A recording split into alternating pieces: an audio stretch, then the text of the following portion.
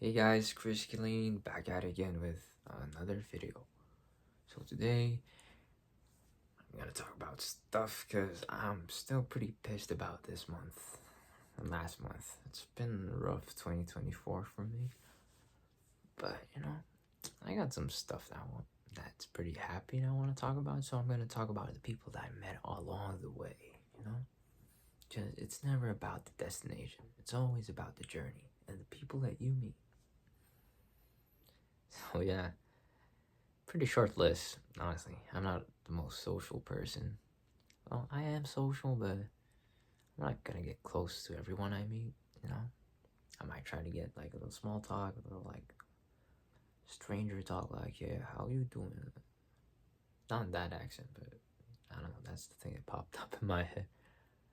But yeah, I met a lot of crackheads along the way because I go to the train.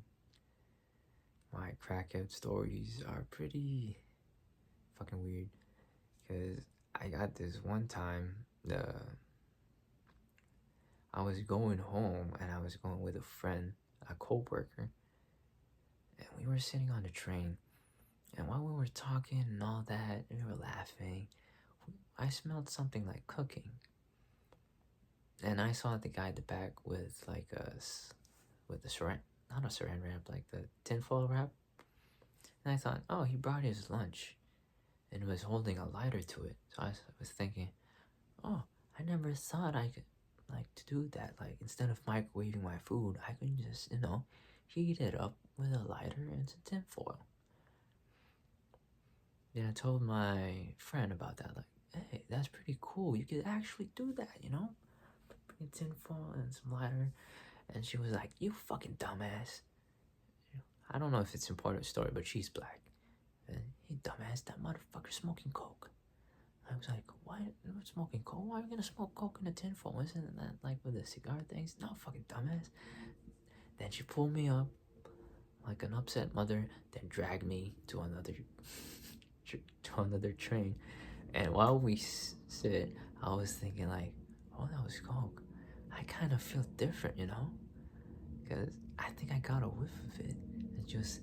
It was just, we sat there paranoid. She was like, yeah, I think me too. I feel kind of weird. We sat on the train thinking if we got high off of a sniff of the guy doing coke in the back. Oh, we went home like still paranoid. I was still like sleeping on this hard rock sofa back in my dad's place. I was thinking like, am I high right now? But I don't think I was, because I started to remember like the movies I watched, like Wolf of Wall Street. Yeah, I wasn't anywhere near that level, so I think I was just being paranoid at that point. Maybe adrenaline kicked in, I don't know. So yeah, that's one of my crackhead stories. I have one more actually. It was fucking scary because I did a little overtime on my job, so I came home. I dropped off in the train like 12 a.m. Then as I went home, it was fucking dripping, like not raining, but it was like a little drizzle, if you know what I mean. And from where I live, Daly City, San Francisco, especially Daly City, is a very foggy place. So I only see like a little hint of fog and everything. And I only walked home, but it was like a 20-minute walk from a train station to my home. Yeah, I was hustling back then. Still hustling now, but you know. But yeah, like walking home, it was dark as fuck. You couldn't see anything. You can only like see the lights and the cars passing by. But at that time, there's no pretty much cars there. It was like Silent Hill type of vibes, and just walking. And then while I was walking, I noticed like at like a portable potty station, like the portable toilet things. There's like one set up like next to the bench at the bus station. I was thinking like it's moving and shit. What's happening? And I tried to get a look like, is someone struggling there? Then what fucking came out is a fucking guy like kicked the door open. It was an old, I don't even know if it's a guy or woman, but I don't know It was white. She was white. He or she was white. It had like white long hair, almost balding at that point. The scary thing is, she had her eye pop out. Like, her eyeballs are like almost out. I was like, fucking damn. Was this like Frankenstein's monster or something? Because that didn't look normal. And I was pretty near her, and like her eye was like right on my face. And she started like screaming some gibberish, like, "Oh, I'll fucking kill you." I don't know if that's what she said, but it was late at night, it was foggy, and she popped out like that mad. And the good thing is, I ran, not like fully ran, but just ran enough to the point that, I'm getting ahead of her. Good thing is, I think she's a cripple, so she was mad and following me, but I had the upper hand there. You can say upper leg. That was lame as But yeah, that was scary as hell because she was screaming and had the eye out, like the eyeball out. And I didn't know she had a gun, a knife, or anything. But I think I know a crackhead, even though I haven't met a crackhead yet. I think that's like the big crackhead level. Like, there's like street level, like, that's like the ultimate level, like crackhead on like ×2, something like that. So yeah, I have a lot more stories about crackheads, but I don't want to make this story about my stories about crackheads, because I don't want to paint a bad picture on crackheads, because I talk to a lot of people. Some crackheads are useful. My old manager actually told me a story about crackheads. He told me like this: well, you young generation don't do anything right. Your crackheads ain't even good. I was like, what? Like, was there better crack back in the day? Like, yeah, hell yeah. You know our crackheads? I don't know if it helps in the story again, but that dude's black. And I can't really do a black accent, so. Yeah. Back in my day, when you see a crackhead, you could pay him $5 to fix your motor. Like, really? Yeah, you could get crackheads to do anything, but at this point, crackheads in the street right now, you can't even get them to push a fucking shop cart. I started laughing my ass off, like, damn. Maybe this is true, maybe it isn't, but it's fucking damn interesting coming from you, like, damn. Because he was, a manager. I was like, damn, I didn't expect for you to have that kind of stories as like a manager at this place. I was like, damn, that's fucking interesting. Like, for you to have like such strong opinions about the crackheads back then and crackheads right now. I mean, yeah, crackheads right now, they have like cars and like phones and stuff. Back in the day, you had to work for money. You had to struggle and hustle, not like crackheads back in the day, which was really fun. So I don't want to paint a bad picture of crackheads right now because they're getting enough heat at the moment. Yeah, so don't do drugs, Stay in school. Even though I dropped out, stay in school. So, but I met a lot of great people. Actually, a bunch of businessmen. I met a businessman who, like, it's really super chill, and I'm Filipino. He was Filipino, so I was like, oh, damn, another Filipino in the house. Yeah. Make that Filipino handshake, they all know. You don't know it, you're not Filipino. But yeah. It was really cool, and I met to him, I talked to him about things, and we kind of like the same stuff. I like watching podcasts and the psychological stuff, and, and all that. And I watched a bunch of Jordan Peterson. I don't agree with all of his views, but he has some great points. And I watched some of the other stuff, like the guy who wrote the 48 Laws of Power. I think it's Robert Greene, if I think so. Yeah, I think it's Robert Greene.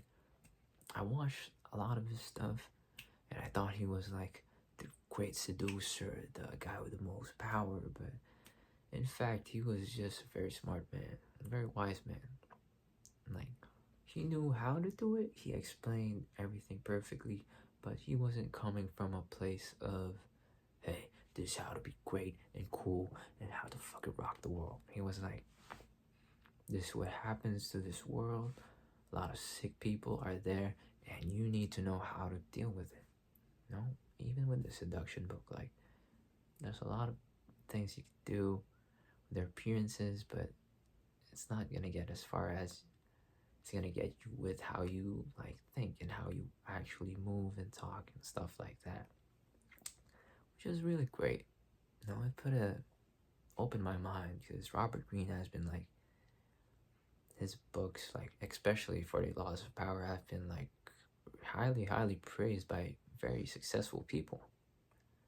And I don't mean like the successful people like just like reading books, like the hustle guys, if you know what I'm talking about.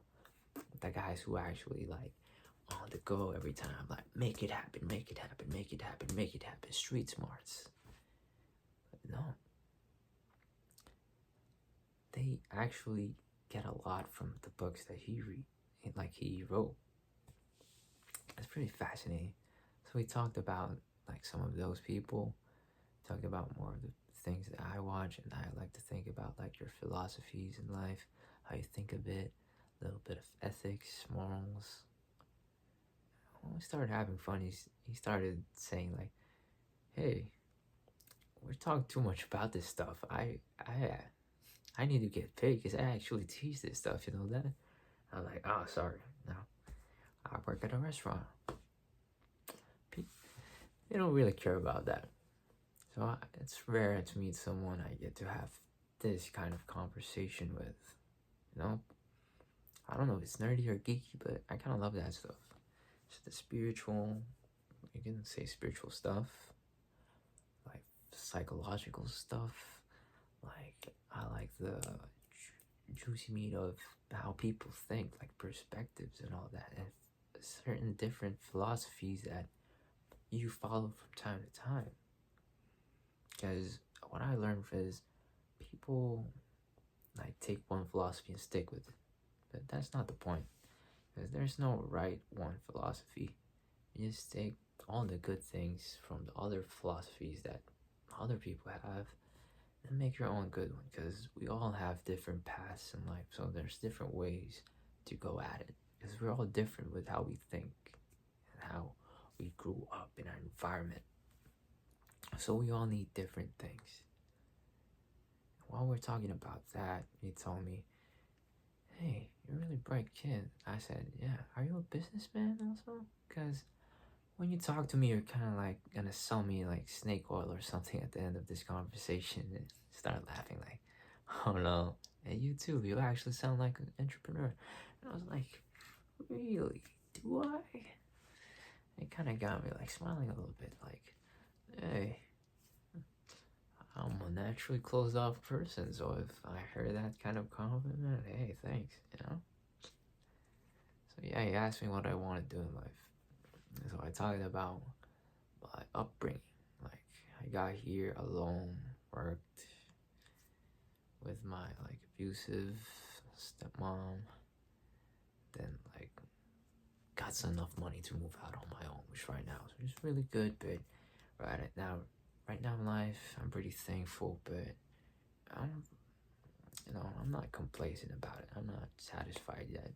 It's just not where I want to be in life. I want some more. I want to build something. I told him I want to be an entrepreneur also, do business.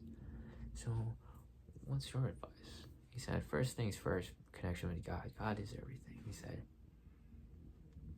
because as soon as he got like successful and more successful, and he actually had great great resume, a really great resume, like multi-million businesses. Like he's like the chairperson, vice chairperson, something like that.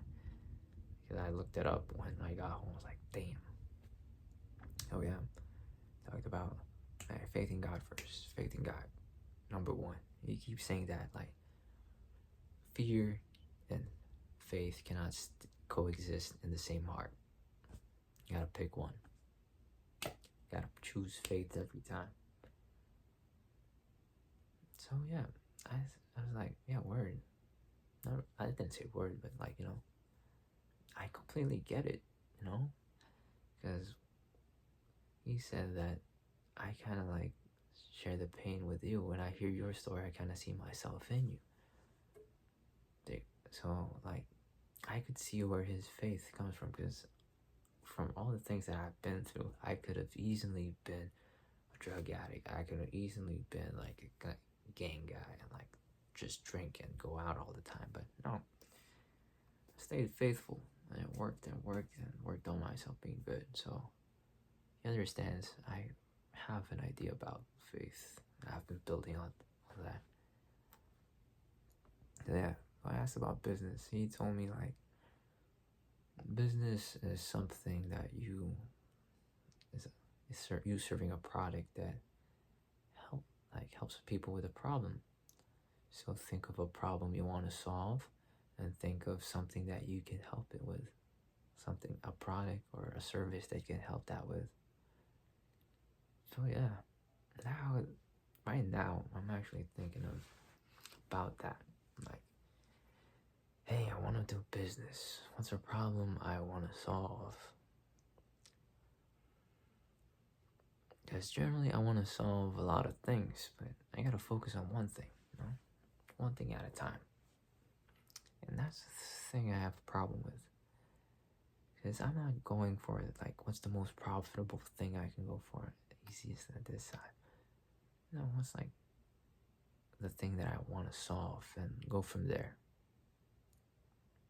Because if I'm gonna do something, I want to do something that I actually like and do.